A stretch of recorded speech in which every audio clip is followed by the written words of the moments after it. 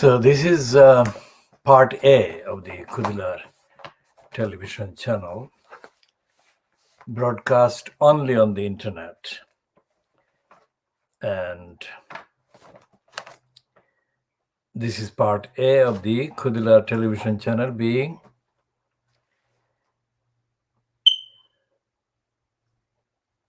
broadcast on the internet from London in the quote UK. Now, this is the front page of this Saturday thing that is untruthfully described as being guest edited by Lenny Henry. A black British culture takeover. There's a lie, complete, utter, absolute lie. Now this woman is a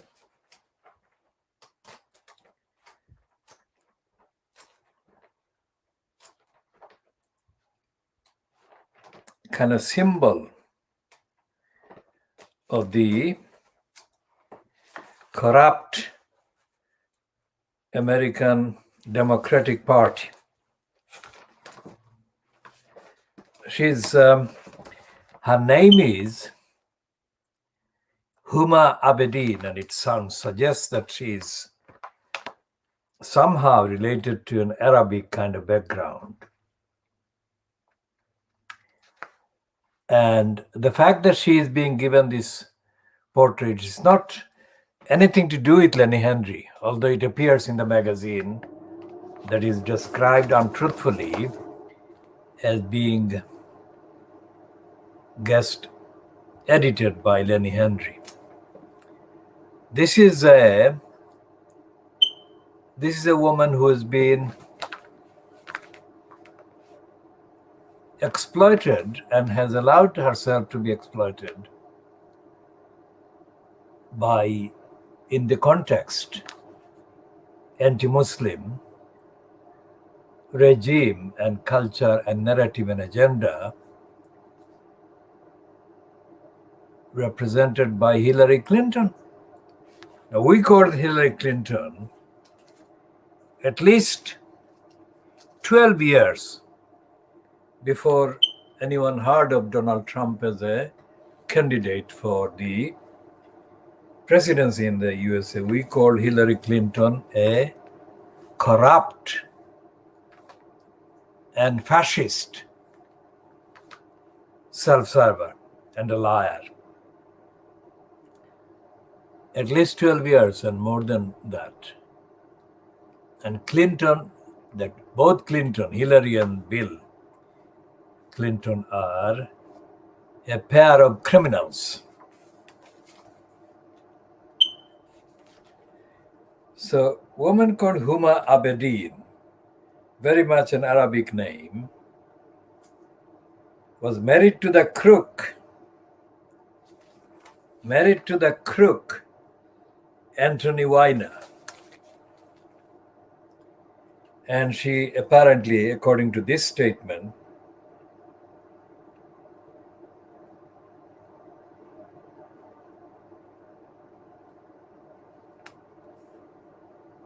she was apparently working for Hillary Clinton for 25 years. And there is nothing in her statements, because the statements have been published online on The Guardian for days before this. And Hadley Freeman is a racist herself. So the fact that she is called Huma Abedin and is traceable to the Middle East, to the Arab kind of nomenclature, makes no difference to the fact that she is part of the corruption, capitalist, racist, imperialist corruption And she's being given this plug, of course, on the front page of the printed Guardian today. We shall talk more about Huma Abedin in due course, but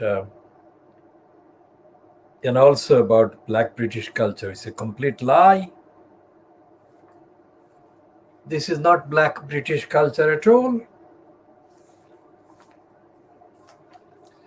When the Guardian celebrates Black British culture, there is something wrong. The Guardian is racist from the beginning. And in the context of the war on Muslims and the crusade, the Guardian is anti-Muslim as well.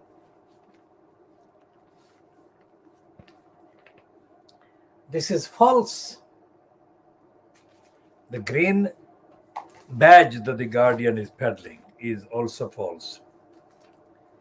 And the Guardian is saying the Yorkshire cricket descends into a chaos of resignations. Can you believe that?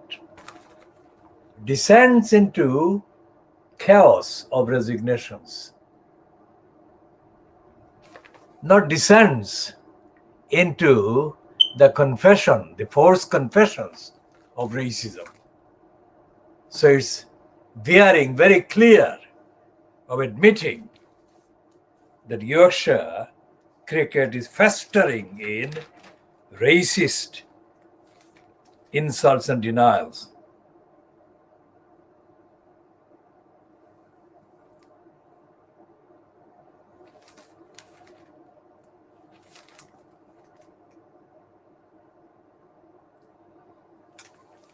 And not only that, this the Guardian denial of racism, the racist Guardians denial of racism continues in this piece, this heading. Look at this. Host suspended from BBC show about alleged remarks, not even alleged racist remarks. So this is on the record. This is on the record, the racist Guardian festering in denial.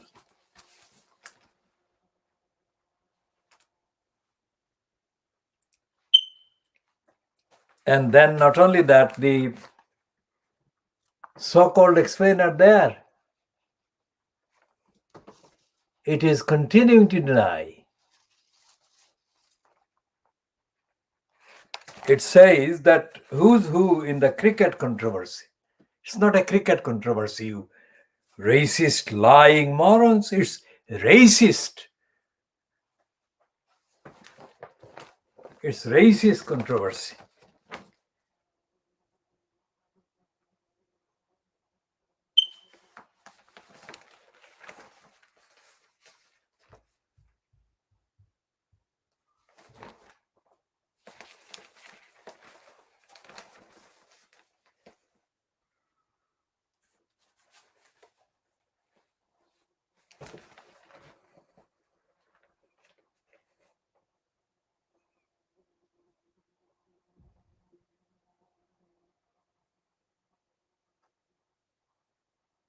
And everywhere, throughout the whole piece, the whole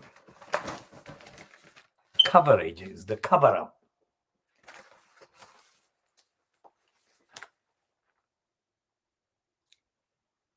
Look at this. No mention of racism. And this is about racism, supposedly about racism. And the Guardian is in denial. It's not using racism at all.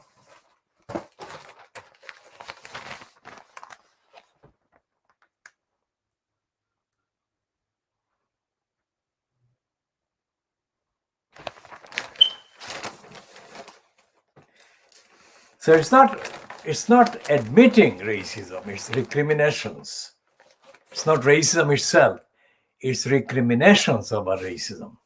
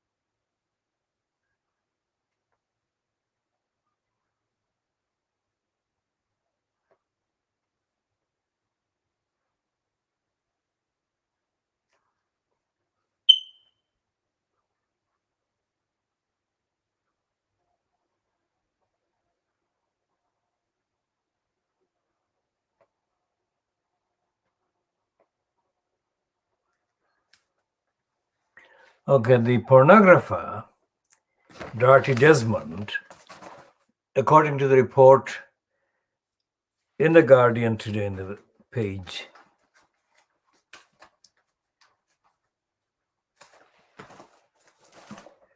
it's page 4 of The Guardian, which headlines Desmond threatens Wikipedia over claims he is a pornographer.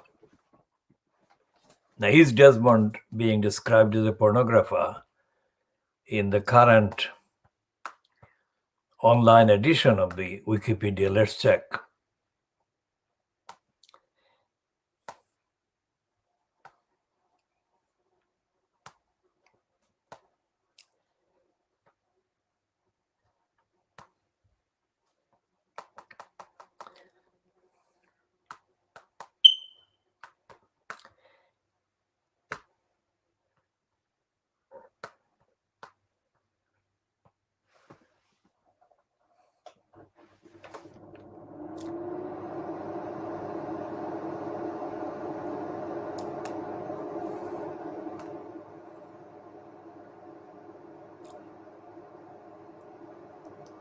So he's been in the summary, he's being called former pornographer. And the pornography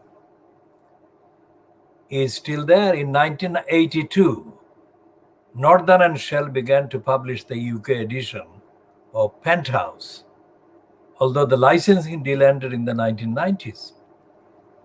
The company soon began to publish a range of pornographic magazines, itself including Asian Babes, Reader's Wives, and Barely Legal, numbering 45 such titles in all when they were eventually sold. During the 1980s, Desmond ran a premium rate phone sex company until 1988, when he sold the business after British Telecom raised concerns about the content. So therefore, he is being described as a pornographer. And it is impossible that he can remove this description, because this is part of the record.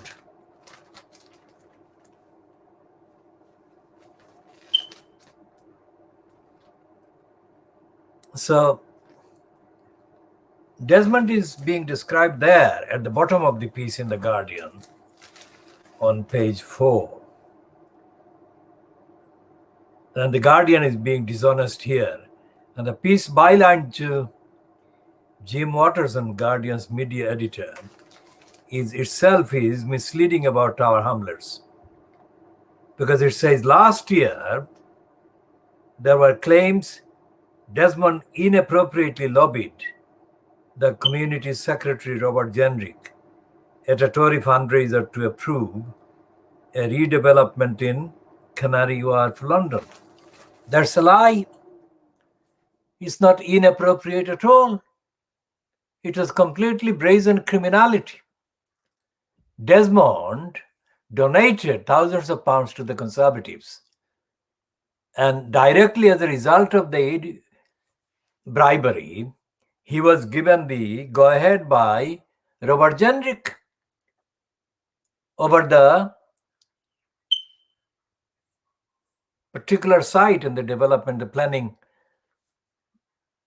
consent that was refused by the local council, Tower Hamlets, was actually overturned, and Desmond was given the consent by the crook, Robert Jenrick, who is out of office now. And the Tower Hamlets Council itself was corrupt, because the history of Tower Hamlets Council, the record, the list of Tower Hamlets Council's initial refusals of planning consent shows that the Tower Hamlets Council corruptly uses its own locus or its own role as a local council about planning consent. It uses the locus brazenly to bargain for contributions by the applicants, so-called the community kind of contribution, which is itself corrupt and is a token sum, because no matter how often that happens, the sum that is contributed by the applicant in the second or third kind of attempt at getting planning consent is never disclosed to the public and is never actually accounted for by the local Tower Hamlets Corrupt Council itself.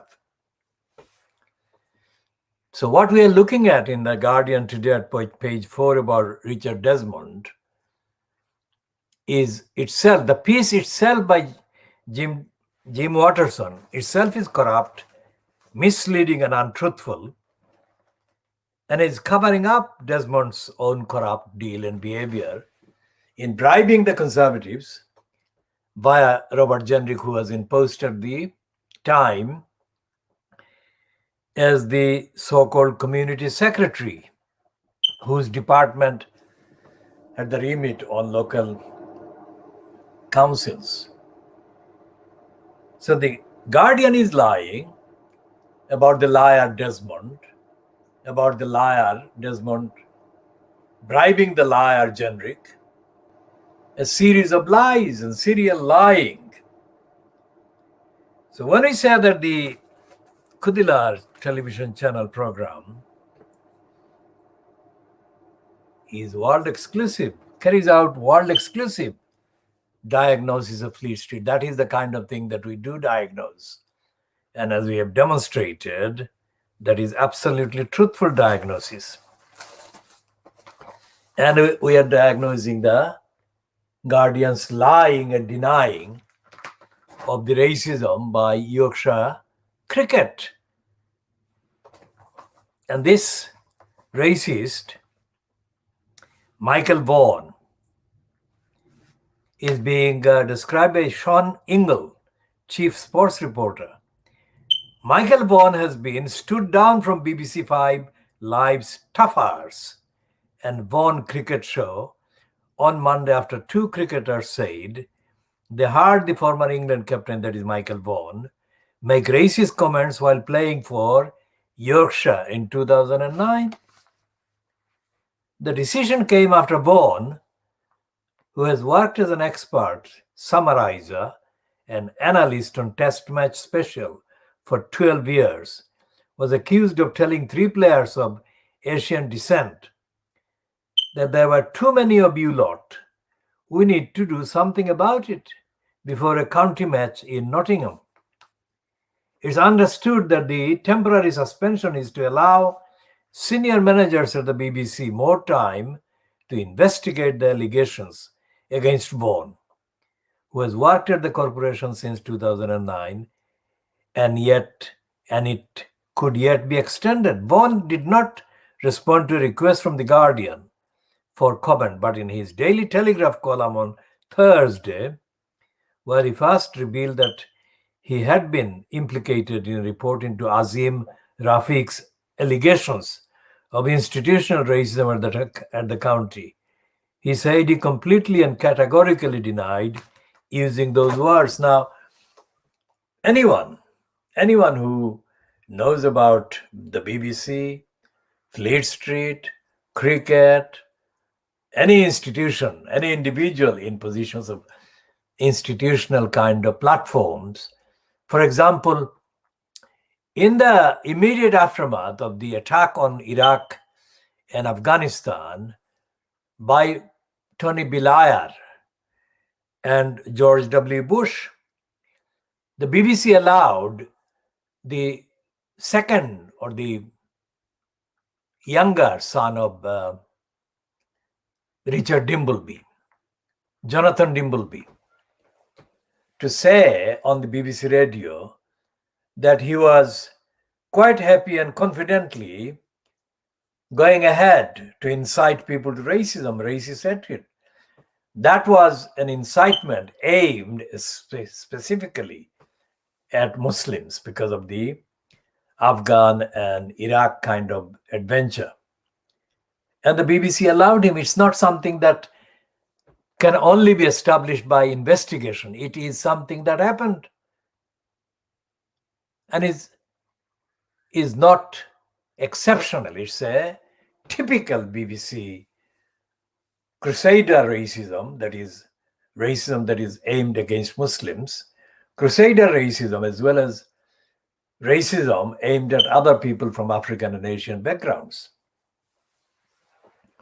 And there is no evidence that the BBC took any action against Jonathan Dimbleby. And the BBC's racism is not, as I said, confined to that one particular utterance by Jonathan Dimbleby, who was basking in the disgrace, basking in the racist disgrace, crusader disgrace, ushered in by Tony Blair, who was in the post as the Prime Minister at the time. And all the allegations of racism against Fiona Bruce and other BBC fronters and BBC staff and reporters and editors, all the racist allegations have been allowed to be buried by the BBC, successive BBC bureaucracy. So the fact that Michael Vaughan has been allowed for 11 years to be paid hundreds of thousands of pounds as the expert by the BBC, hundreds of thousands of pounds of the license fee paid by ordinary people. The fact that Michael Vaughan, the racist, has been paid that much money just proves how racist all the institutions are, how racist all the individuals in making the decisions, relevant key decisions are and have been, and how impune the racists are and have been and continue to be over their racist behavior. So the Guardian piece saying that Michael Vaughan's kind of behavior is under investigation by the BBC is a joke. The BBC is not doing any investigation. BBC is racist. So the BBC is not justifiably entitled to be accepted as legitimately in investigating any allegation of racism, either against Michael Vaughan or against any of the others, including, as I said, Jonathan Dimbo. Now, Dimbo is the spelling, D-I-M-B-O-R-E. Dimbo is the spelling that has been used in Private Lie. We use it and we give credit to Private Lie as the source. And Dimbo is something that the Private Lie has used more often against David Dimbo than against Jonathan Dimbo.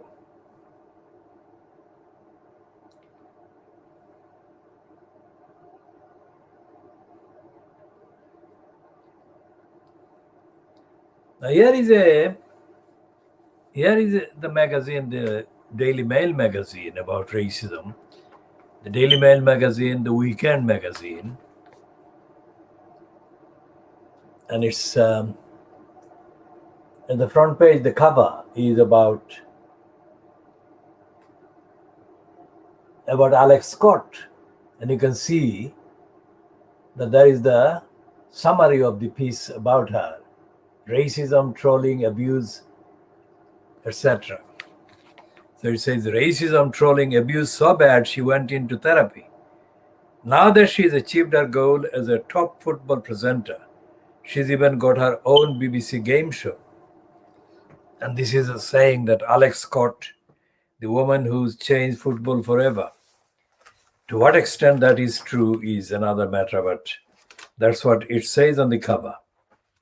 Now, Alex Scott, historically and topically and contextually, went to the Langdon Park School in Poplar in Tower Hamlets. And it is quite possible that this piece would say that she actually grew up in Poplar. Let's see if it does say she grew up in Poplar.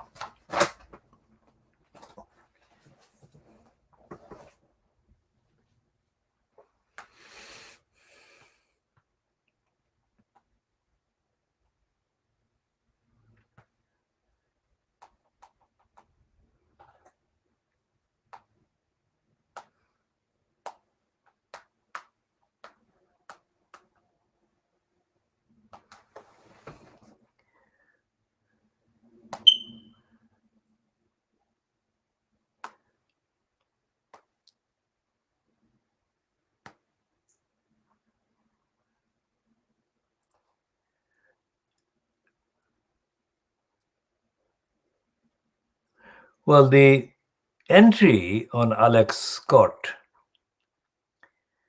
says that she was born on the 14th of October 1984, making her age 37, and London, England. It doesn't mention Poplar, but let's check more.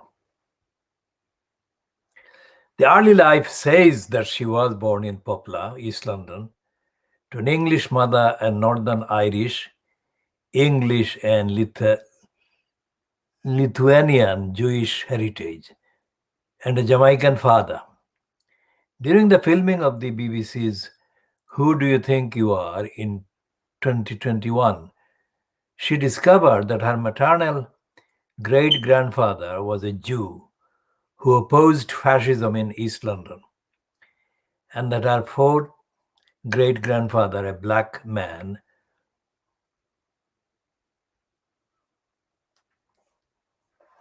owned slaves, 26 slaves. And Scott attended Langdon Park School, which has been granted sports college status. Scott and rapper Dizzy Rascal, also a past pupil of Langdon Park, both represented Great Britain in their own fields at the 2012 London Olympics. So it does mention Langdon Park School and the location of her birth in Poplar.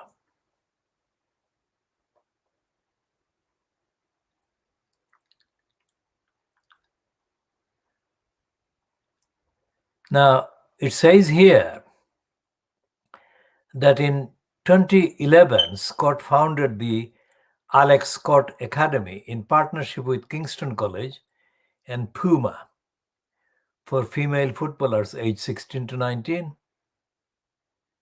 Now, Puma was involved in 2012 in Brick Lane. Puma had their main headquarters based in Brick Lane in August 2012 because they represented or they organized and managed Usain Bolt. And so therefore, this connection with Puma, which is with Tower Hamlets, these connections are worth noting. Now, Puma employed a number of racists, anti-Asian people during the operation from their Brick Lane headquarters in 2012. So when Alex Scott talks about racism, she doesn't talk about racism aimed against Asian people. And nor is Lenny Henry's guest editing of the Guardian's Saturday magazine, recognizing the existence of Asian people, people of Asian background, as black people, because all the articles in that particular magazine, this one, well, this woman is unrepresentative of Asians because she's not being treated in that piece or in those two pieces as an Asian or as a Muslim. She's being treated as a part of the Democratic Party in the USA and as part of the propaganda for the Democratic Party based issues. And she's not, of course, being exhibited there as an opponent of racism, because these are the topics: power, sex, shame, not racism. So when we say that we carry out world exclusive diagnosis of Fleet Street, this is the kind of point that we make. This is the kind of analysis that we make. It's world exclusive and it is against racism at the core. And she says that she was desperately in love with this liar. She doesn't call him the liar, she says her husband. I didn't know who I could trust. So we receded into our corner. And Hadley Freeman, as I said, is a racist. And a racist that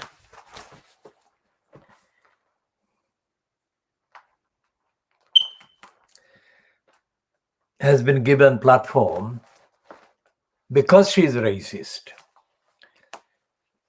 And there is no one, no Muslim woman. Huma Abedin is a high profile because of her connection as a member of the Clinton entourage. She is not being given the platform because of her role at all against racism in America. Now, ironically, the racist Yorkshire cricket and the BBC's Michael Vaughan suspension is being described as an event that has connection with racism. Unlike the Guardian, the Daily Mail is being more direct.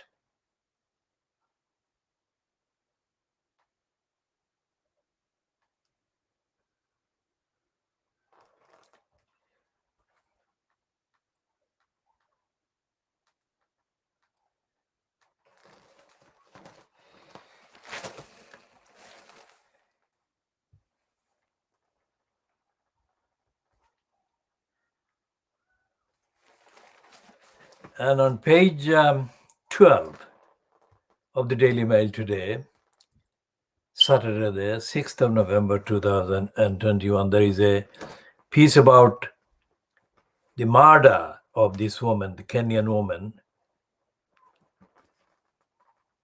Agnes Wanjiru. She is being described as aged 21. And it says, after explosive claims that British soldier, it doesn't say British soldier, it just says soldier. And it says, after explosive claims that British soldier admitted crime, witness sparks inquiry 9 years on.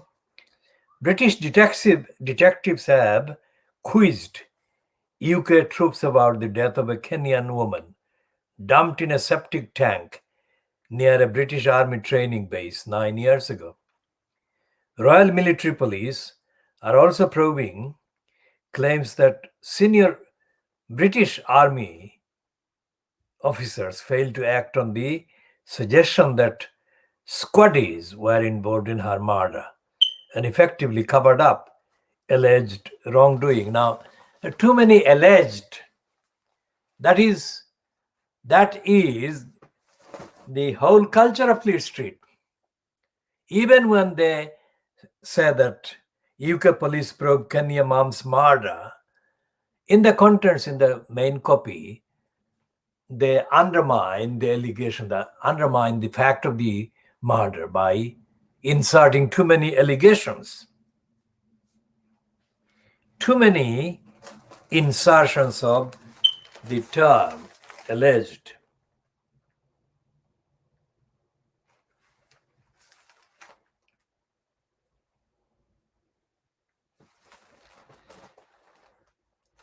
Now, there is a piece on the same page. Meghan Markle is invited to dinner with all 24 female senators in the USA. Meghan Markle has been invited to attend a dinner with all the women senators in the US after she used her royal title to lobby for paid parental leave. The 40-year-old has faced criticism after cold calling US politicians on their private phones and introducing herself as Meghan, the Duchess of Sussex.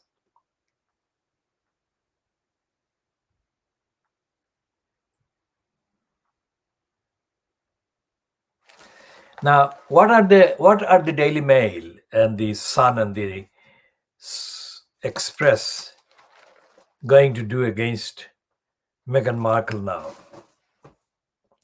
Because despite the fact that Fleet Street has been constantly kind of spreading lies and inciting hatred and disaffection against Meghan, Meghan's activities in the USA appear to be increasing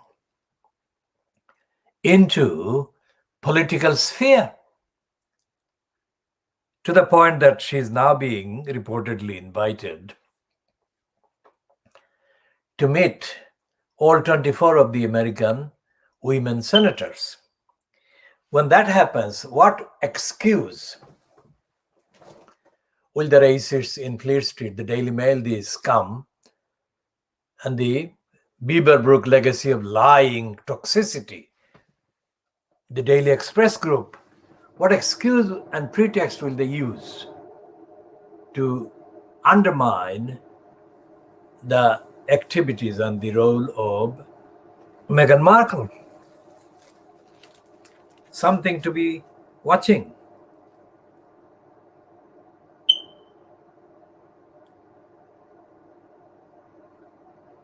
And there is a piece today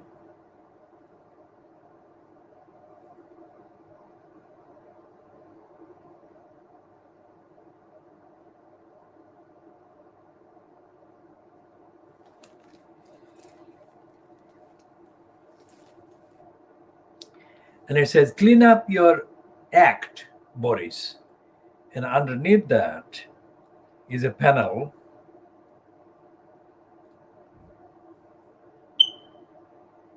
and that contains various opinion polls findings. And it's under the heading, Public's Verdict on Tories, Out of Touch and Corrupt. That is today, that is the current one. As Owen Paterson corruption row rages, voters say this government is mired in worst sleaze for decades. It's not worst sleaze for the last 11 years, it's worst sleaze for decades, which is a significant statement that the conservatives come supporting Boris Johnson, corrupt Boris Johnson supporting Daily Mail admits.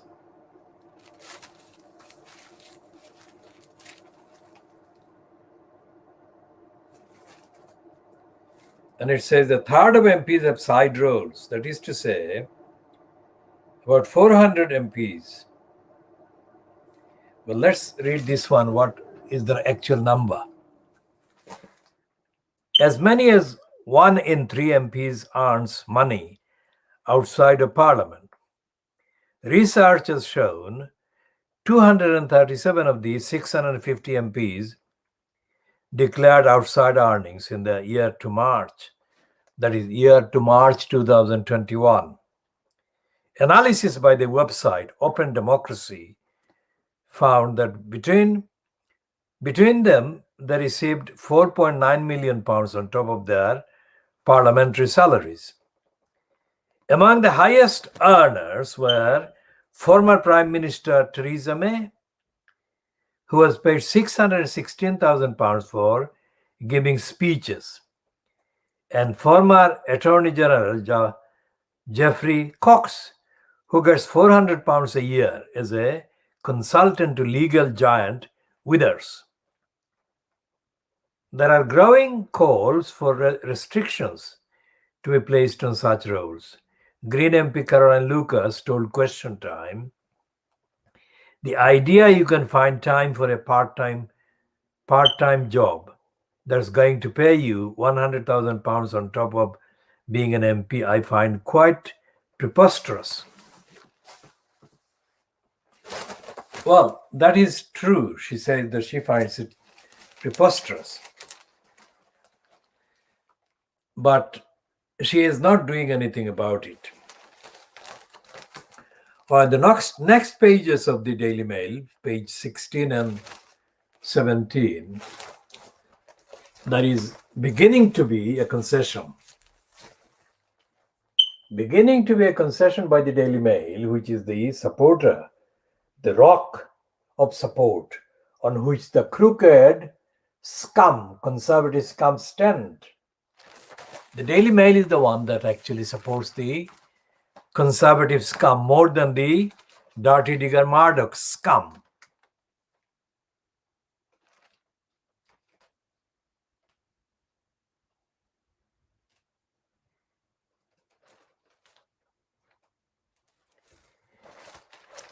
And let's go back a few pages.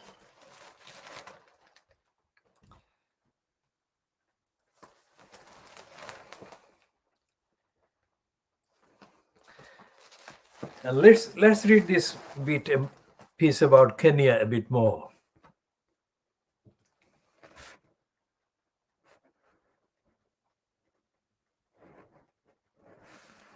And it says the British detectives have quizzed UK troops about the death of a Kenyan woman dumped in a septic tank near an army training base 9 years ago. Royal Military Police are also probing, that is investigating, claims that senior officers failed to act on the suggestion that squaddies were involved in her murder. And effectively, the senior officers covered up the alleged wrongdoing. That's where I last kind of stopped, alleged.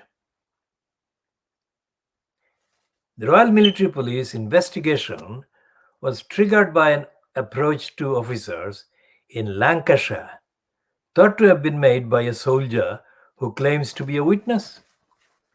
Agnes Wanjiru, 21, was last seen alive with British troops at a hotel in Nanyuki, Kenya, in March 2012. Her mutilated body was found 3 months later. What does that remind of?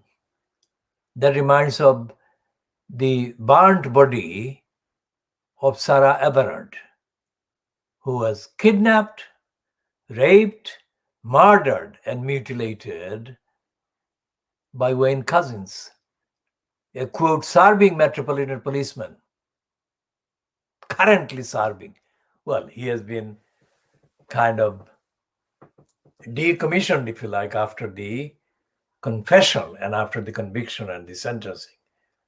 But he was serving, and he abused his position as a police person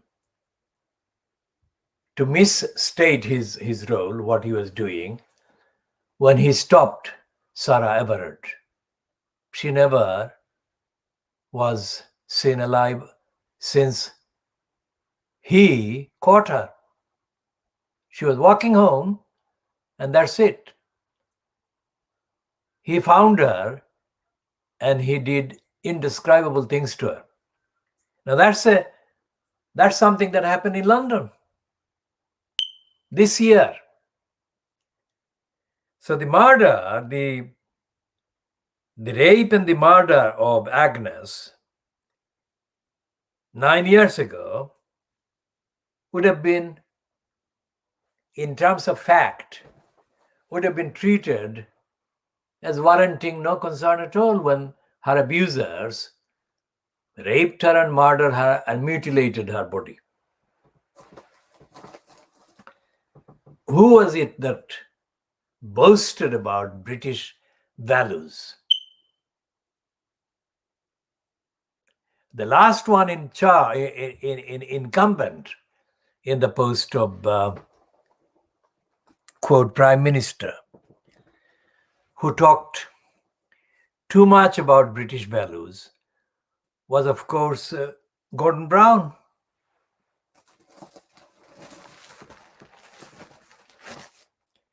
British values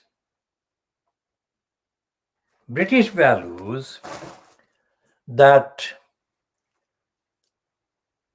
are trampled on every day by the so-called British government, British MPs, British executives, British soldiers, British police.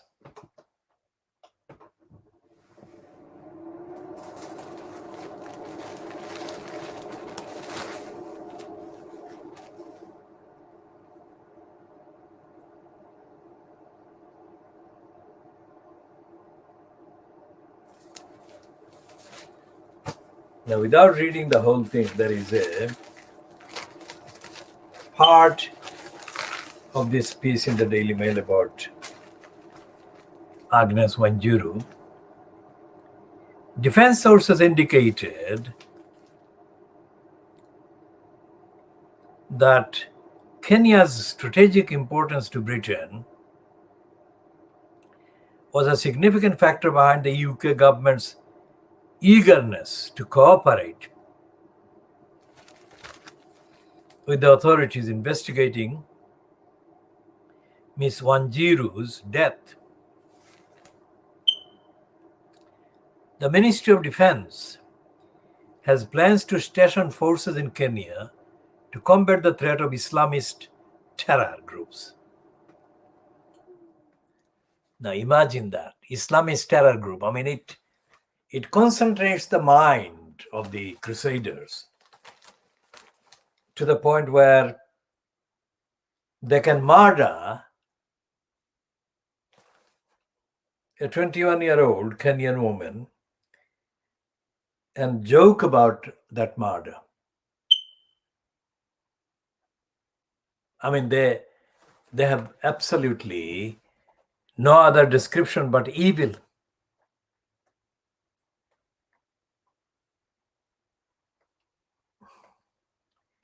So reading that again, the Ministry of Defense has plans to station forces in Kenya to combat the threat of Islamist terror groups, as well as the growing Chinese and Russian military presences in East Africa. Members of the Duke of Lancaster's regiment have previously faced legal scrutiny over the killing of an Iraqi receptionist in 2003.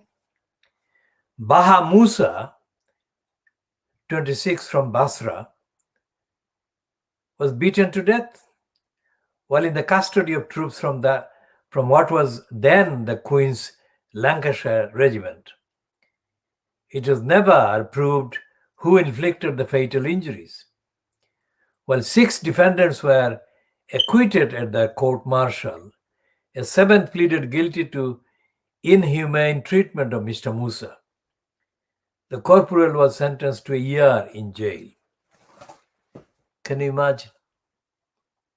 They tortured him and they murdered him, and only one of them was sentenced to 1 year in jail. That is the kind of indication, the symptom of the racist criminality that dominates the UK's relations with so many countries in Asia and Africa, and so many people in Asia and Africa. And there is no evidence that the utterer of British values, Gordon the racist Brown, has ever taken a position against the imperialist massacre, murder, rape,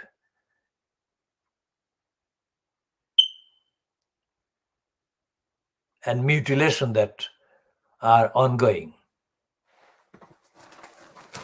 in the name of Britain, in the name of the UK.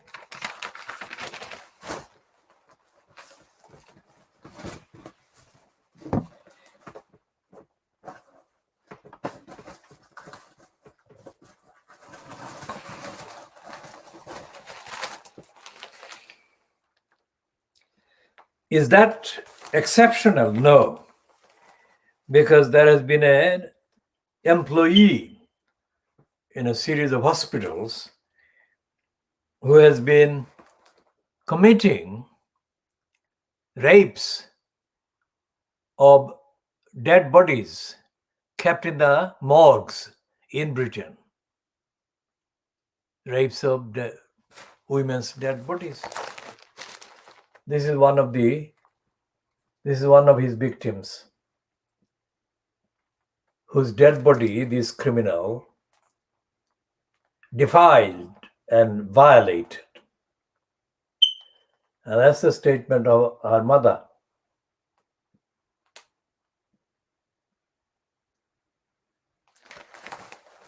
Now, if a mother felt that enraged and felt she was on the brink of insanity, what does it say about the state? It's evil state. And as we have been saying, the evil is not being committed, perpetrated in secret. It's in broad daylight. Even when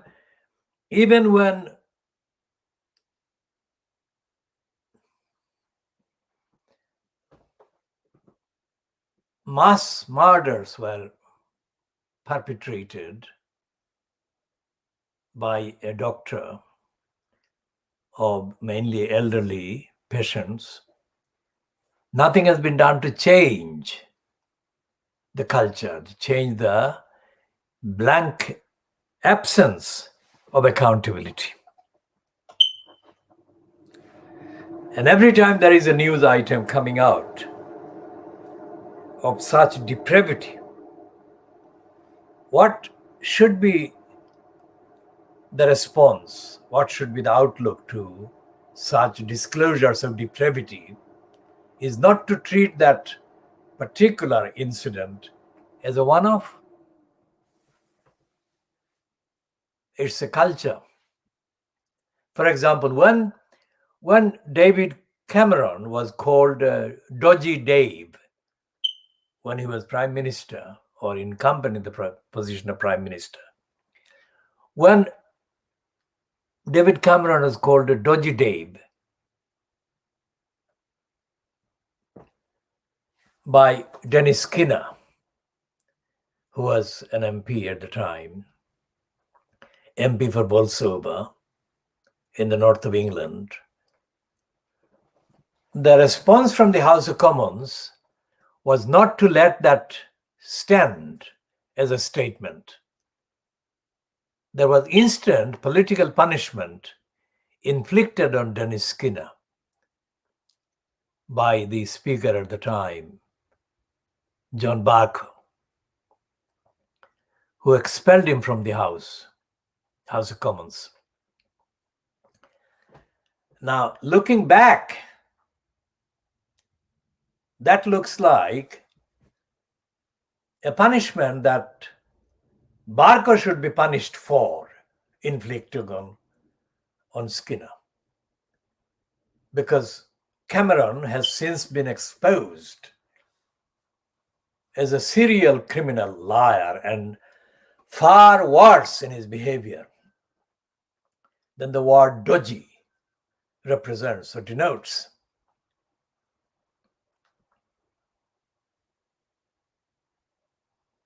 The Greenspin, the Green Seal corruption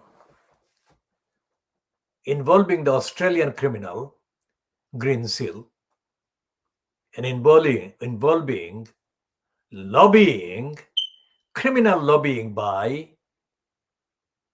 David Cameron, involving many times more the amount of money than has been involved in the corruption of Owen Paterson, corruption by and of Owen Paterson. So you multiply all these corrupt activities, and what do you find?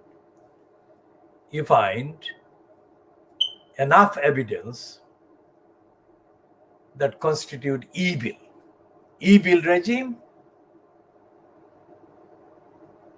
Its evil is not just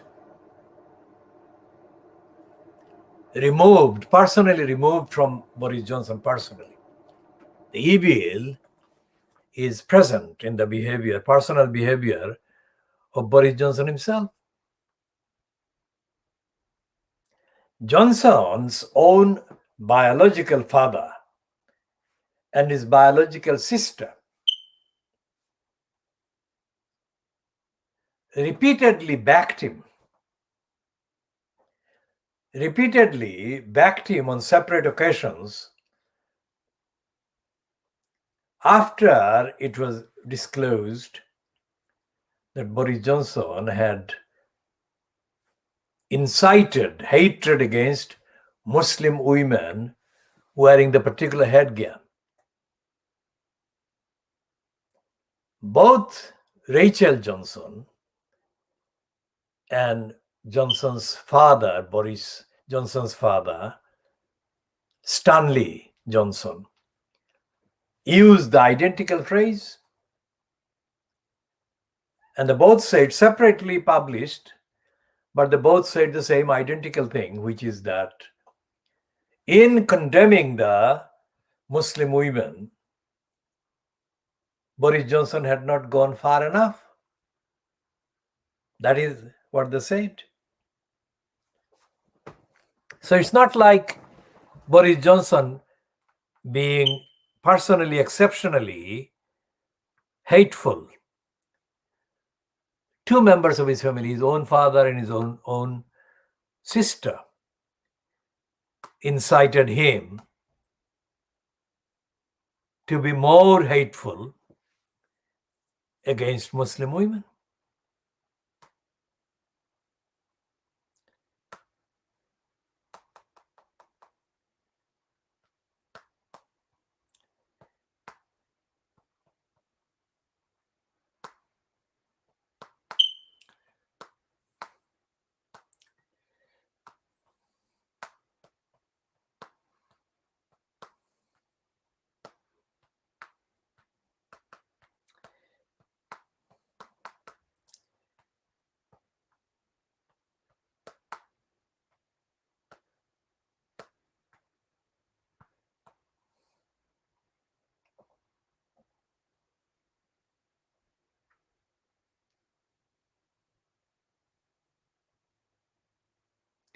Now, this is online, and this is a piece on the iNewspaper, and it says, the heading is on the iNewspaper, inews.co.uk.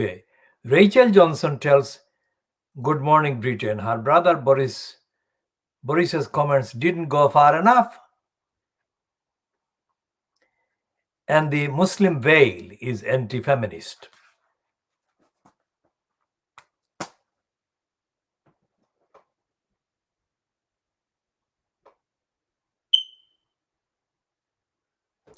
Now that is the evil that Boris Johnson is backed by in his own evil behavior.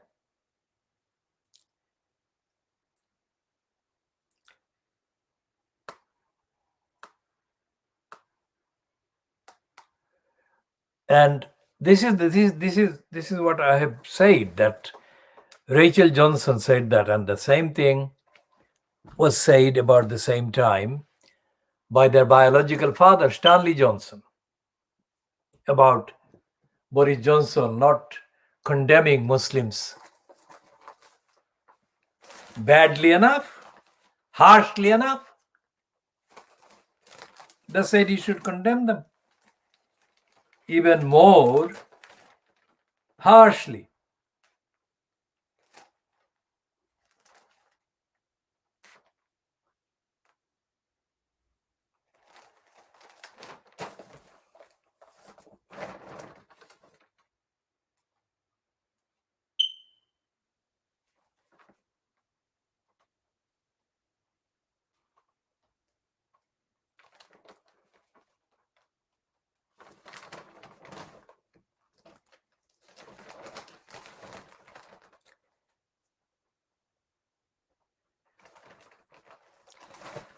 And this is the kind of atmosphere, the culture.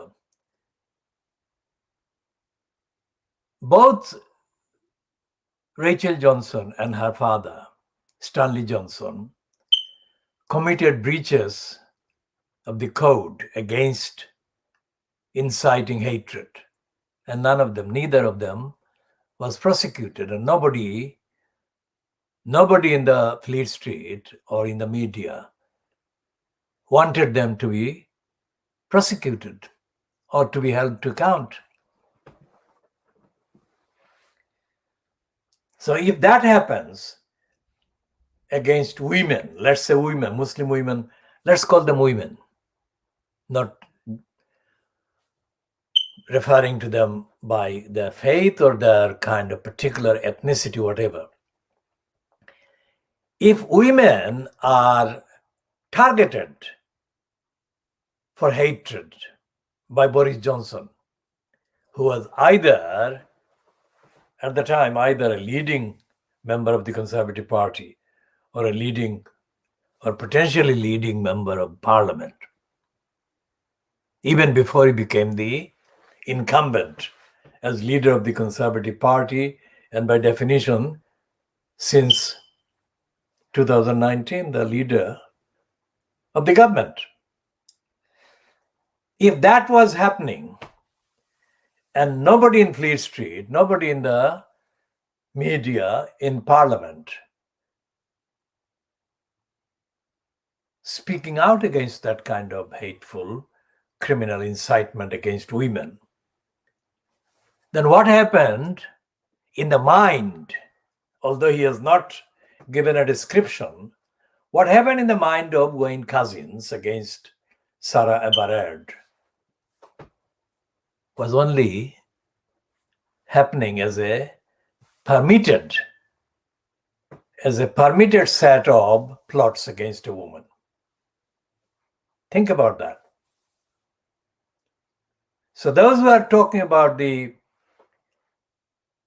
also even after the set of details that have come out so far, because most of the things that Couzens did to Sarah Everard have not come out.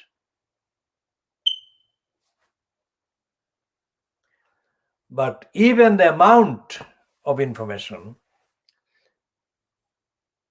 the evil defiling of her by Couzens are bad enough, evil enough. And yet, after all these evil things coming out, Johnson has not withdrawn.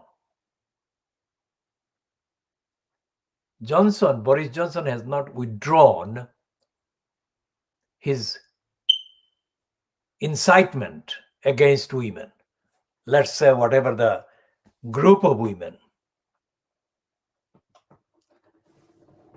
And there is no right on the part of Rachel Johnson or her father, Stanley Johnson, or indeed on the part of Boris Johnson himself, to incite hatred against anyone.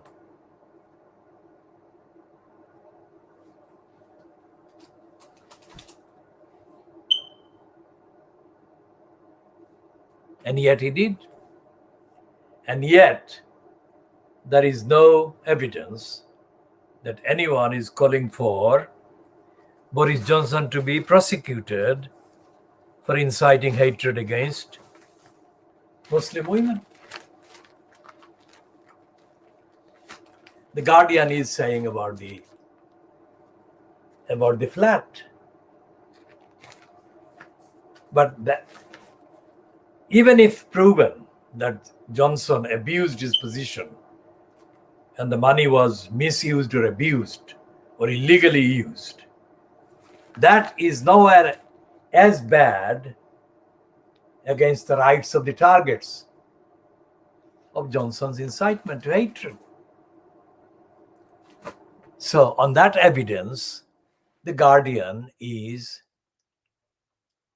complicit and complacent on the Johnson attacks and Johnson's incitement, Rachel Johnson's incitement, Stanley Johnson's incitement to aggravated incitement by Boris Johnson. The Guardian is completely in denial of that. And so is every single commentator, writer, legal expert in Fleet Street or involved with Fleet Street, like the many kind of licensed law trading businesses that apparently are on hire by the Fleet Street papers and Fleet Street outlets. There is nothing also in the behavior, in the statements of the so-called Equalities and Human Rights Commission. And there is no comment whatsoever in defense of the targets of Johnson's anti-Muslim, anti-women incitement. None whatsoever. So the various displays of honoring Sabina Nessa, a Muslim young person in her late 20s who was murdered in southeast London, the various non-Muslim women that have actually attended the various vigils, that is the question. They are not talking about attacks on Muslim women. Of course, no details have been published so far that I can access about linking Sabina Nessa's murder to any motivation in terms of her faith or in terms of her appearance, whatever. That has not been established to a point where I can access them. So I'm not linking Sabina Nessa's own murder to any anti-Muslim kind of particular motivation.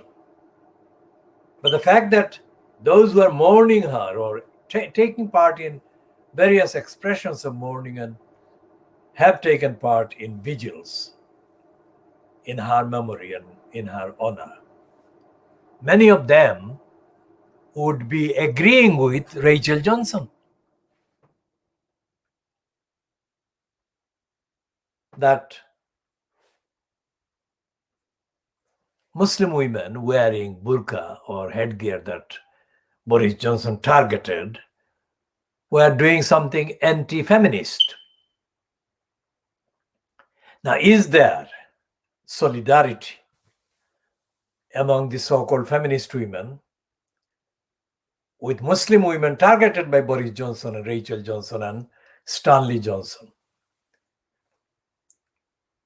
Or black women or African women like Agnes Wanjiru or Wanjiri. Agnes has been murdered by British soldiers who raped her and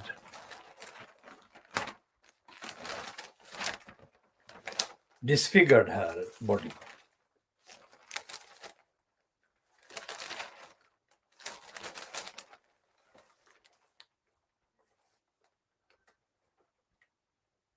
Agnes Wanjiru. What about the uncounted numbers of women whose dead bodies have been raped by this very domestic, British-based, England-based criminal, evil? Where is the evidence that the feminists are actually demanding real changes to the extent to which an evil like that has got access to the morgues, which raises the question about accountability. The UK state is not accountable to the people whose safety is its duty. UK state centrally and UK state locally. For example, the case of the Tower Hamlets Council allowing the grooming of the girls from Bethnal Green to take place within the boundary of Tower Hamlets borough itself.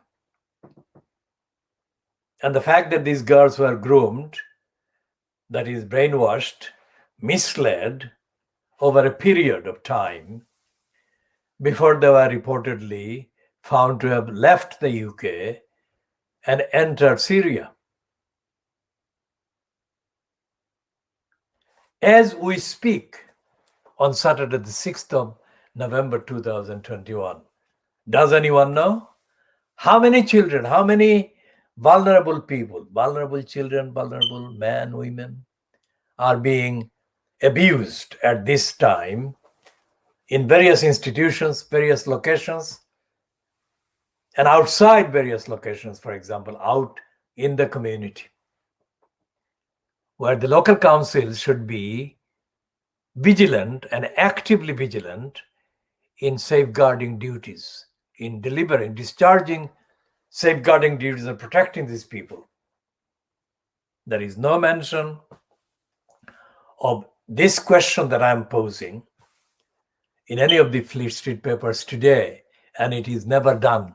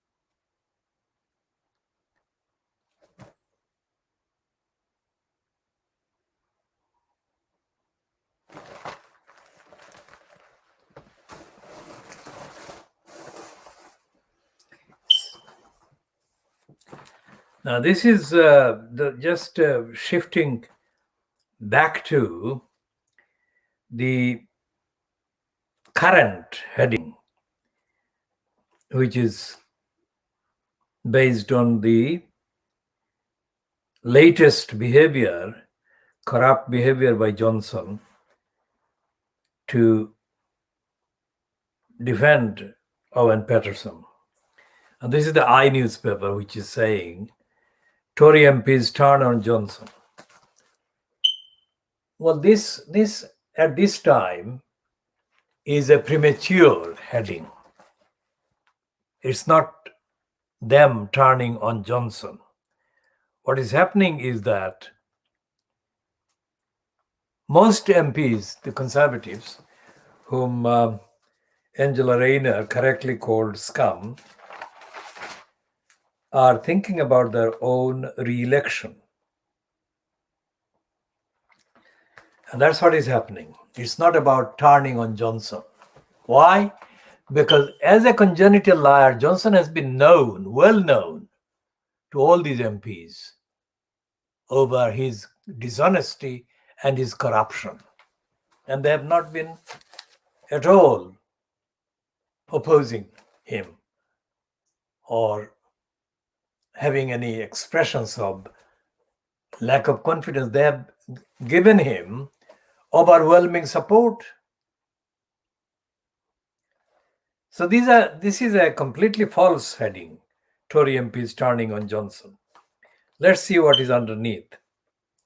Demands for Chief Whip to be fired over this week's sleaze fiasco in Parliament, but allies of Mark Spencer claim that he is being made into convenient scapegoat. Now, this is not against Johnson. Remember, this is the first line, the first paragraph underneath this heading. Tory MPs turn on Johnson. And they are not talking about Johnson in the first line or first paragraph. The second paragraph in the summary is anger is mounting among Conservative MPs over the Prime Minister's role in botched plot to save Owen Paterson and tear up Britain's anti-corruption rules. This is not being described. This is not a paragraph that is consistent about corruption. Because if it is botched plot, then it's not corrupt. It's blotched. It's botched. So in the same paragraph, they're using both concept of corruption and botched. That cannot be right. Labour MP who chairs Standards Committee calls on Jacob Rees-Mogg to resign. Again, it's not against Johnson. First public opinion poll since outcry shows the Tory lead cut to a single point. Again, it's not against Johnson. It's a total and utter disaster. Conservative MP tells I newspaper, this is the one. While one member of the government adds, Downing Street has managed to upset absolutely everyone. It's not turning on Johnson. So when I say that the world exclusive diagnosis of Fleet Street, that is what we mean. They can't even get their headings and their contents right. And the reason is the Fleet Street is still complicit and is colluding with Johnson and is refusing to tell the truth about Johnson, the liar, the crook.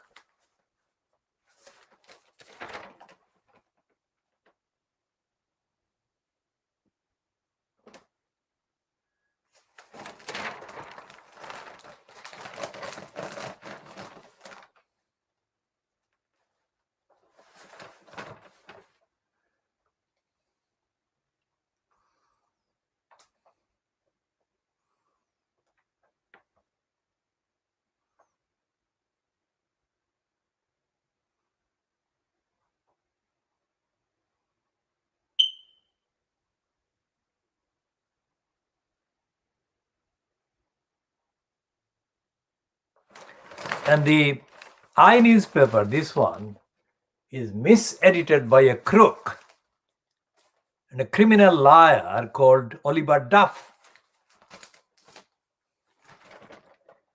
Because he is a criminal liar, the contents of the newspaper are full of lies and fakery.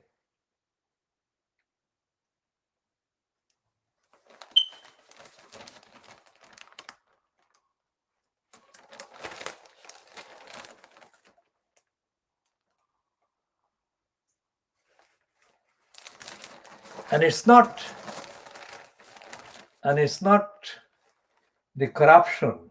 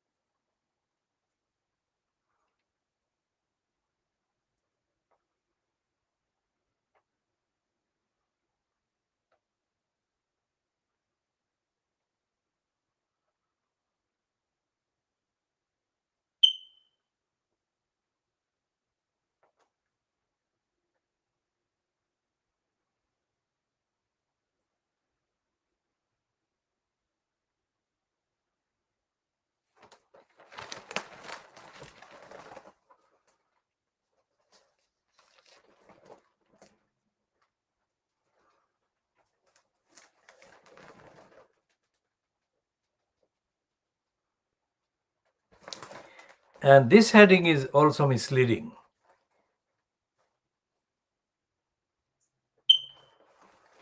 All these pieces are absolutely false. Johnson may be losing his grip on government. This is by Katie Bowles, who is a Spectator journalist. And Spectator is conservative platform.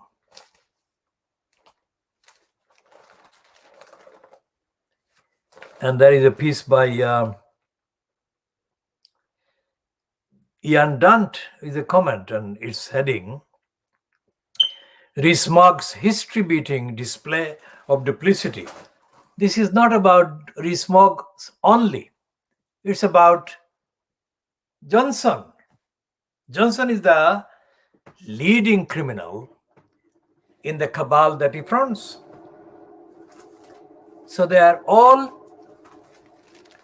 these so-called critical pieces are really colluding with Johnson.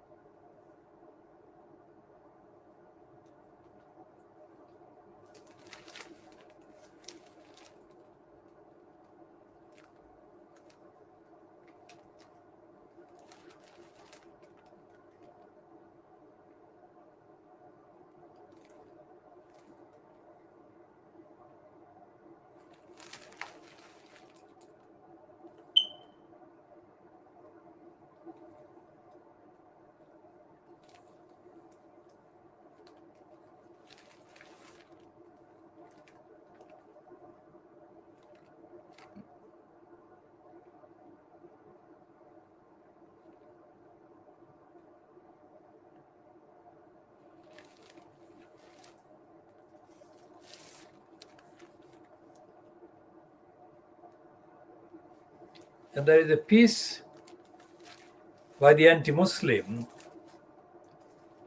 woman called Emma Barnett. Emma Barnett's piece on the iNewswire page 33 is the one that the crooked Oliver Duff Paterson promotes in his so-called opinion, editor's opinion. Now, this is a crusader narrative. Any statement that any racist makes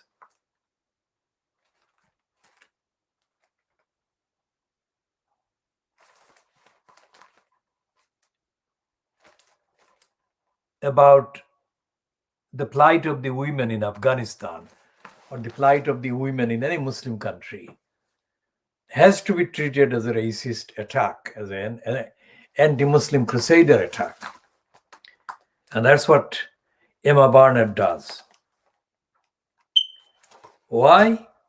Because women, either in Afghanistan or in any other country, could not exist without man as well. So instead of saying that the women's rights are under threat in Afghanistan or any other Muslim country, the objective, correct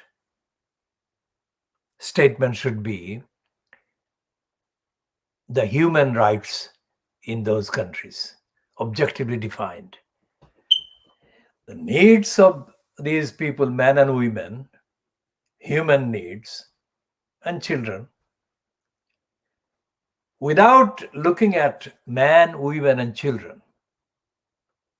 Any statement that anyone in the West makes about women is, on the facts, a lie and should not be accepted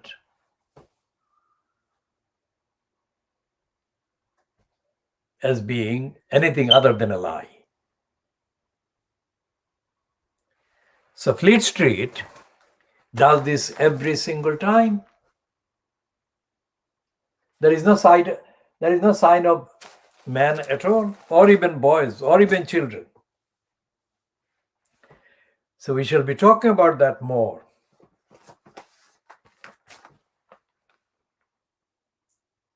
Now, how is this justified? How is this justified, this stupidity on the front page of the dirty Digger Murdoch SCUM? Is that the subject that is relevant to the plight of all the victims of lies and corruption, criminality, rape, murder, whatever? Or is that in any way relevant to protecting any part of the environment? Most certainly not.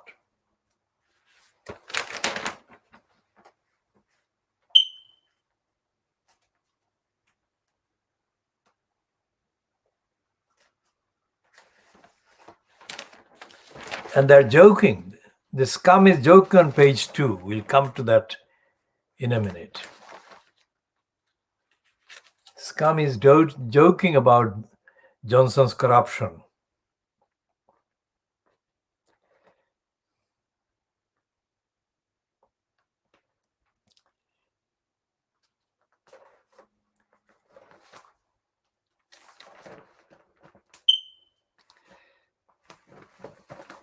How is this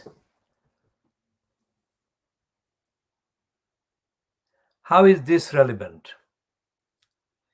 It says shocking new record failure. And what is the failure? 853 migrants in a day. Now the SCUM should be prosecuted for inciting hatred and untruth and so on. Why? Because it doesn't say, the SCUM doesn't say that these migrants, wherever they come from,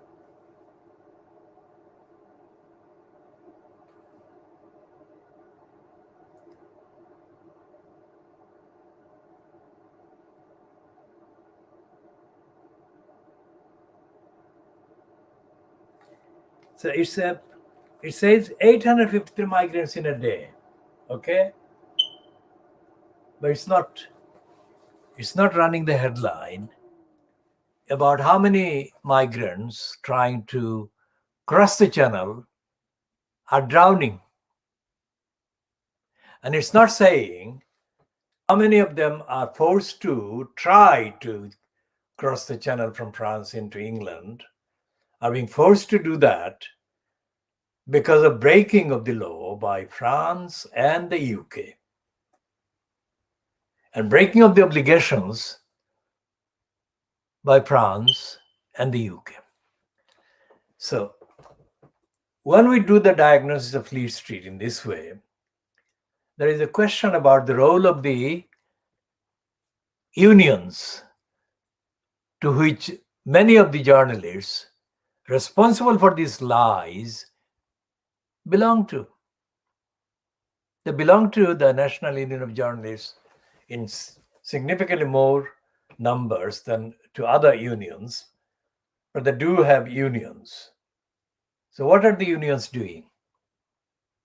And there is no sign in any of these pieces of any statement, any position taken for complying with the international obligations to make asylum seekers and refugees safe on the part of every country that is a signatory, including the United Kingdom, including France.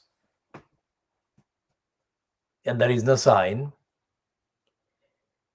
in any of this hateful coverage, incitement against the migrants, of any role played by any of the countries in Africa or Asia. Think about that.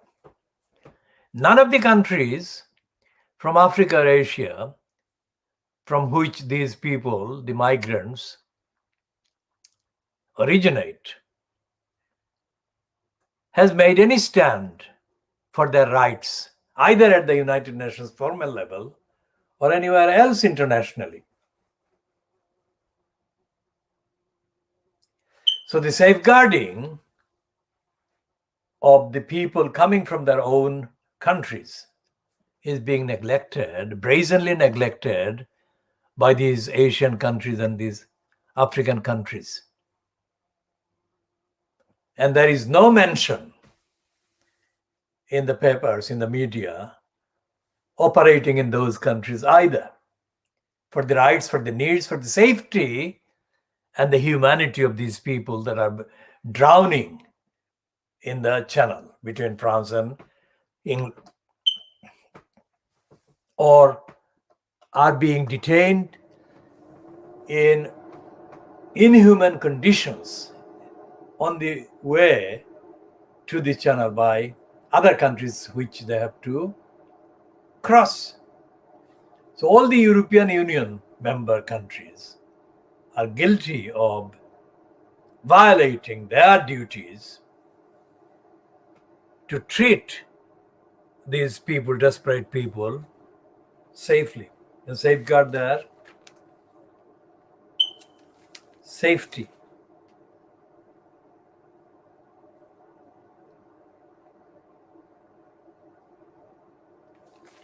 And the SCUM is having a go at France for letting these people cross the dangerous waters, is hypocritically echoes the wife of the racist Elphick, the woman Elphick, who is the current MP in one of the coastal constituencies, is making racist incitements of hatred against the migrants, even when she says that too many of them are dying, drowning. And there is no sign in the Guardian or in the Daily Mirror or on the BBC about any concern about any of the avoidable deaths that are occurring, that are being allowed to take place.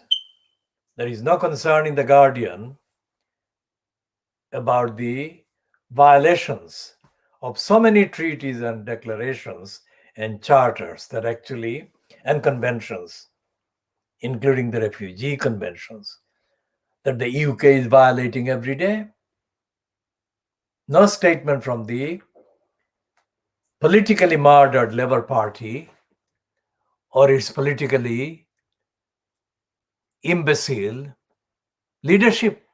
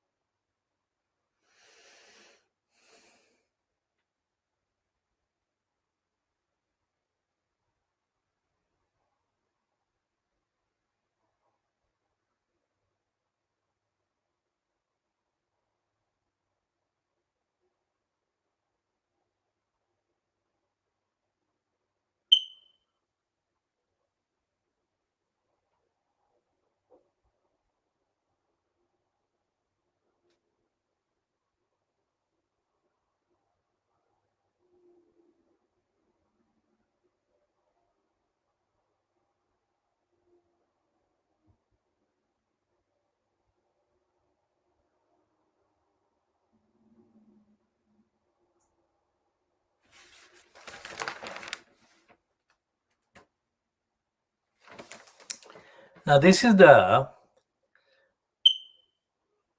evil morgue monster that is being featured on pages 18 and 19. And the main heading is married to the morgue monster, apparently his ex-wife, in total shock. And faints kids speechless. This is the evil one that has been raping the dead bodies of women in the morgues. How did this happen?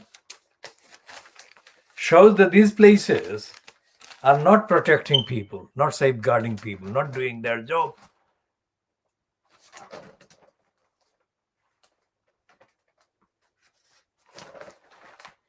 And extrapolate that, and you can see that so much violation of rights taking place in every part of the state in the UK. So when Johnson is described as having botched his plot to protect Owen Paterson, that is not only factually untrue and incorrect and misleading. What Johnson has been caught trying to do, caught meaning as being admitted by Fleet Street, which has been actually promoting him, is the tip of the iceberg.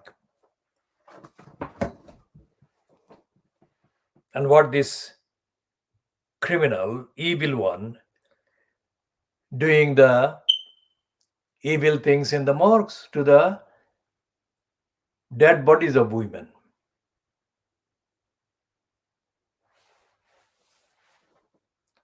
Which is why what Owen Paterson did was again a tip of the iceberg. If it is true that 1/3 of MPs are doing side jobs, getting side incomes, then it must be true that most of their income, most of their activities are in breach of the stated law, the written law, as well as totally immoral, unethical, and corrupt, and is being perpetrated by disregarding the duties owed by the institutions to individuals whose lives are, whose safety and lives and livelihood are threatened, undermined, and under attacks. And Fleet Street doesn't. There is nothing in Fleet Street, even when it appears to be covering the current tip of the iceberg of corruption, criminality, racism. There is no mention in any of the papers, and today's papers, not all of them actually, today's papers, the cash price, £20 plus. There is nothing. There is nothing about the millions of cases every week. Millions of cases that are mishandled by local councils, by the various other agencies, and by the police at all. So there is no contextual kind of prediction. The contextual, factual prediction as to how many people are going to be violated this week by how many agencies, how many ministers are going to be hiding their lying roles and collusions with big business, how many crimes being reported to the police are being ignored, how many rapes are being contemplated and being denied, and how many courts of law so-called, are violating the laws. How many court officials, employees in the various courts are hiding the truth and protecting the criminals and wrongdoers. How many judges are lying? How many members of the judiciary are part of the conspiracies to protect the wrongdoers and the criminals? These are not fantasies, these are happening. Only that the happenings, the actual occurrences, are reported by the press much later, too late, when it's too late. Whereas the actual warning should be published as happening now, as wrongdoing is happening now. How many complaints against how many local councils by how many people are being ignored and denied? Somebody in the social media so-called has said that the Green Party, I think, in Hackney have announced to confirm their candidate for the election to the post of mayor in Hackney. What does it show? That shows that the party, whether it's Green or the Lib Dems or whatever, is in denial of the fact, of the truth, of the role played by the holder of the corrupt post of mayor.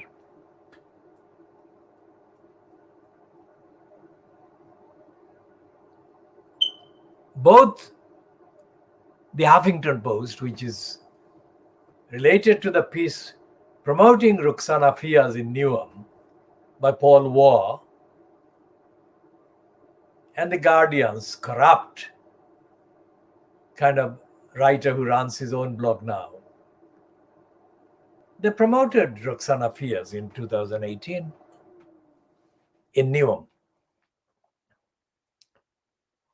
And Rukhsana Fiaz was promoted, wrongly promoted, negligently promoted, untruthfully kind of promoted as being serious about scrapping the corrupt elected post of mayor. Anyone who knew Newham, anyone who knew any local council, anyone who knew any councillor in London would never let that propaganda take place to promote Rukhsana Fiaz. Because Fiaz was promoted as saying that she would actually hold a vote on the future of the post of elected mayor. That was a spin. Fiaz spun that with the help of her crooked advisors, one of whom was in Lewisham, a crook. And there is no sign. There is no sign in Newham Council whatsoever that any councillor or any member of the Labour Party in Newham is remotely concerned about democracy, about accountability, and most certainly not about ending corruption by Rukhsana Fiaz and her elected mayor corrupt post of elected mayor. So that's the case. That's the case in Newham. That's the case in Tower Hamlets, where the crook John Biggs is in position. And the identical behavior by the crooked Labour Party members and Labour Party councillors took place in May, both in Newham and in Tower Hamlets, where they went through the ritual and they said that they were giving the chance for the voters to take part in the referendum about whether there should be an elected mayor post or not. It was a ritual. It was a corrupt ritual because the elected councillors in both Newham and Tower Hamlets are elected to a corrupt role themselves as corrupt followers of the crooked holder of the crooked post of crooked elected mayor, which is the crooked John Biggs. And the same applies to Newham. Same applies to Hackney. The same applies to Lewisham. So if we put together a population of Lewisham, Newham, Tower Hamlets, and Hackney, it's a significant part of the population of London. And there is no sign anywhere, either in Fleet Street or in the local so-called papers or the local so-called media, of even any concern about the behavior of the elected mayor, let alone any report, any publication about the behavior of the mayor, wrongdoing behavior of the mayor in any of the boroughs. And the Labour Party is completely silent, complicit. And the rest of the electorate, the majority of the people in the borough, are experiencing whatever lies are being perpetrated by the council and the councillors and the mayor, but they are not getting the acknowledgement. They are not getting the reports in the local paper, so-called. And most certainly not in the centrally published so-called Fleet Street. Centrally meaning Fleet Street as the papers that are supposedly covering all the issues that affect the whole population in the UK. That's not happening. And there is no activity against corruption for accountability by any of the trade unions whatsoever. So anyone who says that Boris Johnson was guilty of corruption, they don't even say that. They say he's guilty of botched attempt to protect Owen Paterson. Anyone who says that is lying. And the Times is saying on its front page today, Saturday the 6th of November 2021, it's saying nothing about Boris Johnson's corruption. And it's talking about misogynists. Now, misogynists is an important thing, but the Times is not being honest and it's not being accurate, nor is the suggestion about police phone being the target of investigation because of the likelihood that many of the police are sexists and targeting women for rape and other things. And the front page of the Times has got a picture of Michael Vaughan, who is captioned as a former England captain, has been dropped from the BBC radio programme amid the racism scandal engulfing Yorkshire cricket. A second Asian player said he heard Vaughan, who denies the claims, make a racist comment.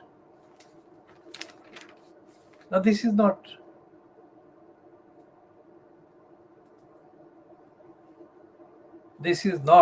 a rare, exceptional event.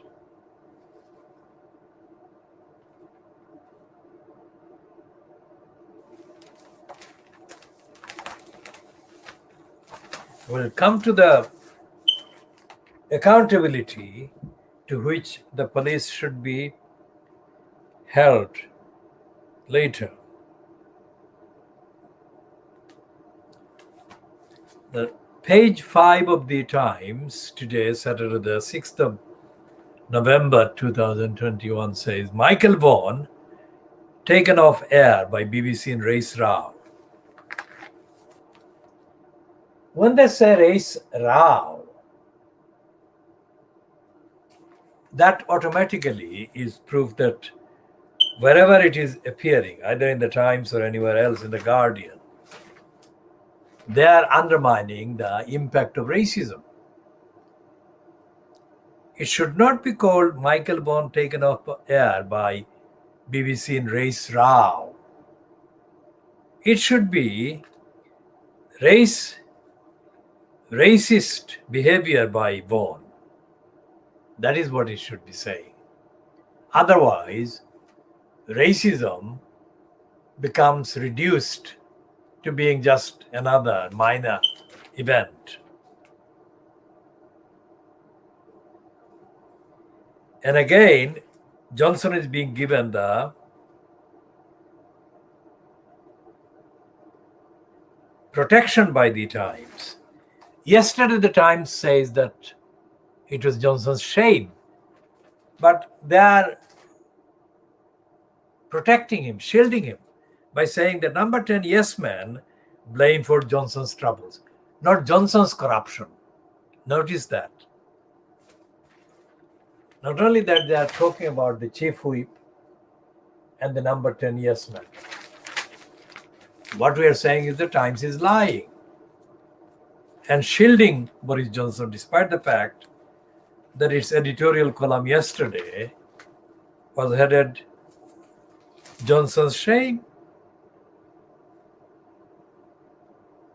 And again, they're saying that a quarter of Paterson's backers have jobs outside Parliament. They're not blaming Johnson.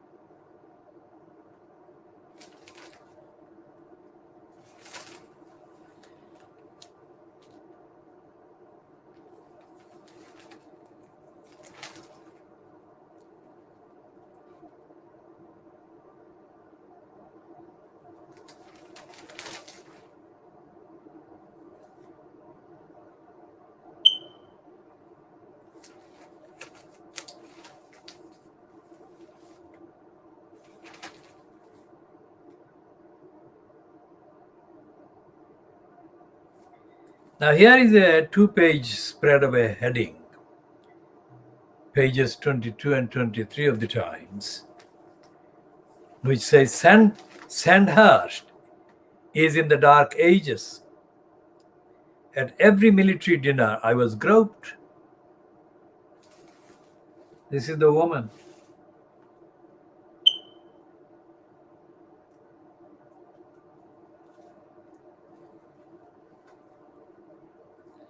Veterans say that society's views on race and sex have changed, leaving army leaders and their troops painfully out of step. Writes Larissa Brown, this woman was forced to commit suicide because of sexual attacks. Olivia Parks.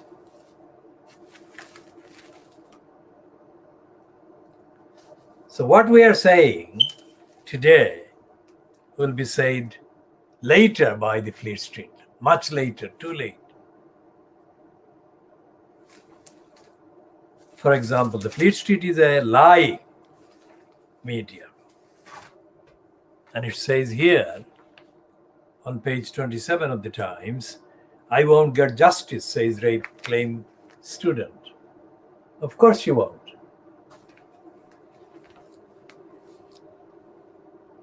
Woman who says she was attacked by athletes tells Carlos Alba that a culture of misogyny pervaded her university.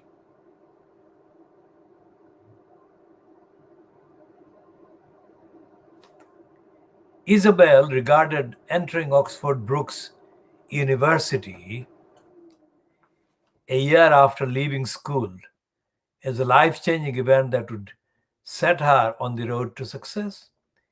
It seemed a perfect fit after growing up in the city. Within months, however, her life changed in a way that 3 years and a suicide attempt later denies her peace of mind.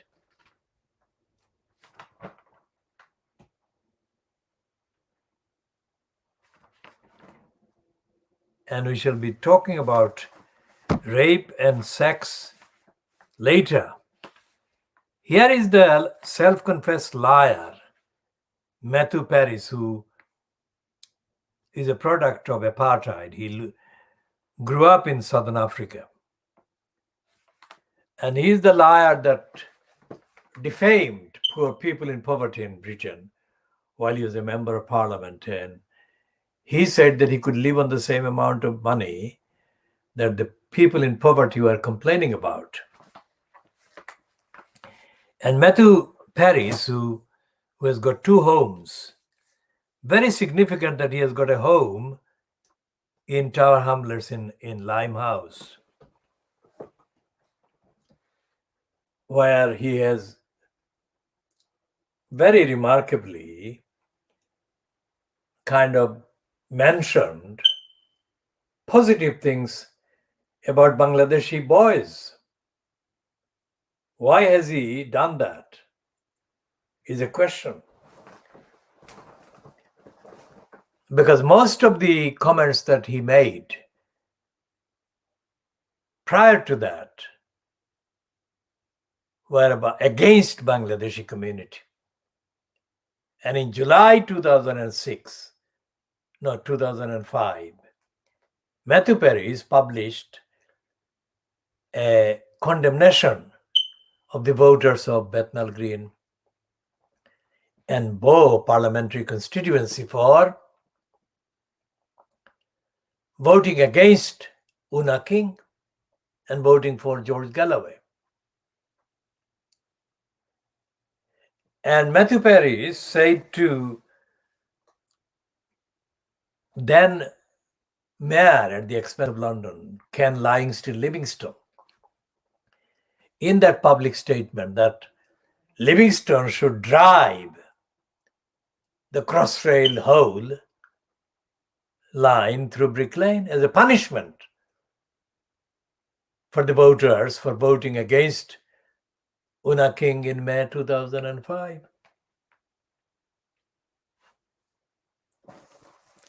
We just said that contextually as a reference. So today's Times, which is Saturday the 6th of November 2021, the heading in the comment that Matthew Paris has on the Times reads, "Is Johnson loyal friend or moral vacuum?" This is just for the record. We are not equating Matthew Paris as a moral content. This is just as a reference.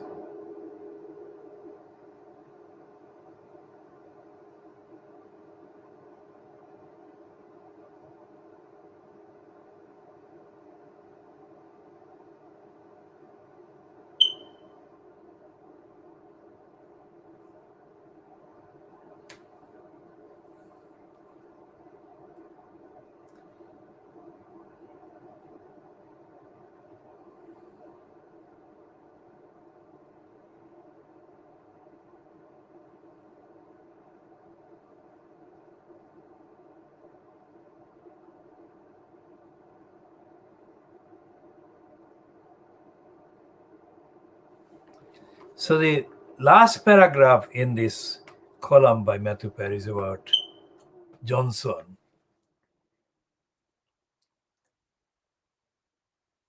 ends with the last two lines, two paragraphs, two sentences. From his every engagement with real human beings, somebody emerges broken. And it's never Mr. Johnson. With the last three sentences, let's say. And the second one is Mr. Paterson is only the latest casualty. There will be many more until someone in the Conservative Party is brave enough to call Johnson's bluff. Well, that is accurate in a way.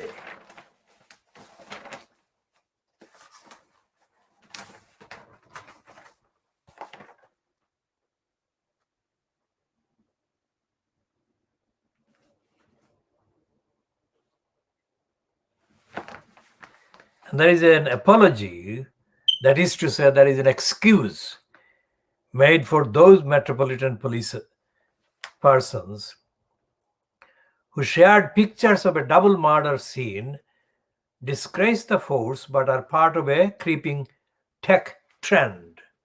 That is a lie. There's a lie by Jenny Turner. Because regardless of the technology that they used, it was their mind which was full of absolute evil that led them go to whatever technology they used to share the images of the two victims of crime, the two sisters.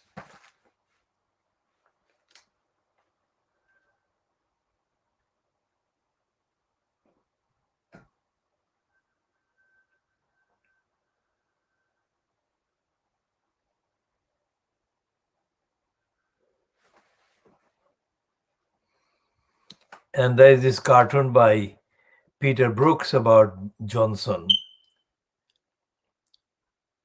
who is ahead of the march.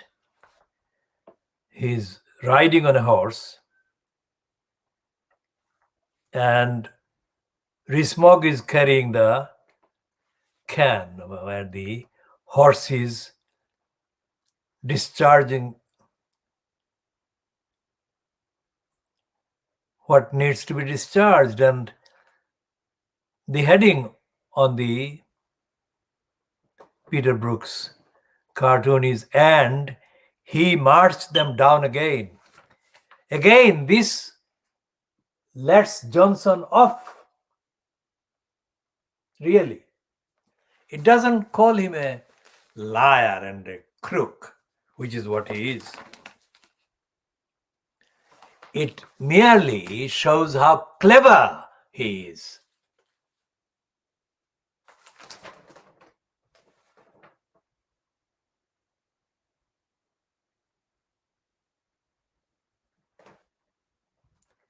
And the editorial, there are 3 editorials in the Times today, which the first one, notice the language. It says, Yorkshire County Cricket Club deserves a spell in the wilderness until it embraces the changes necessary to tackle racism. You never, ever tackle racism.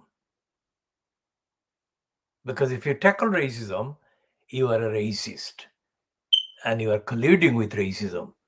Racism needs to be ended, not tackled.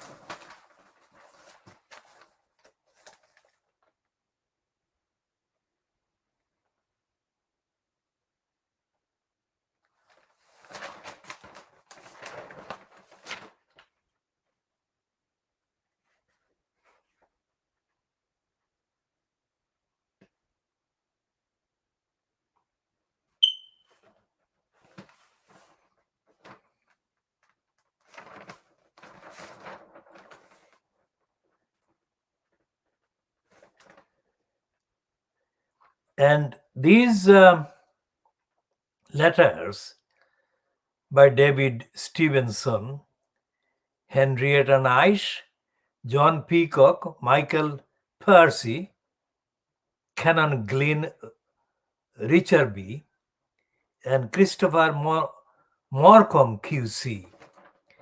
These letters collectively are headed U-turn that backfired on the Prime Minister. Again, is not admitting Johnson's corruption and dishonesty and criminality.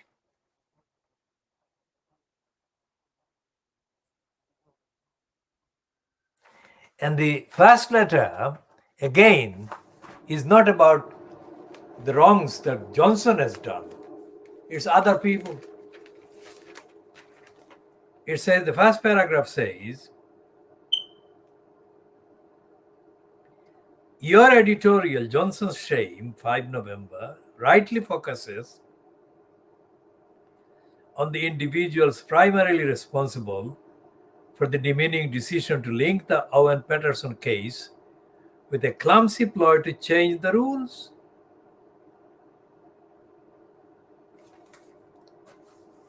This is not blaming Johnson at all, and it should be blaming Johnson.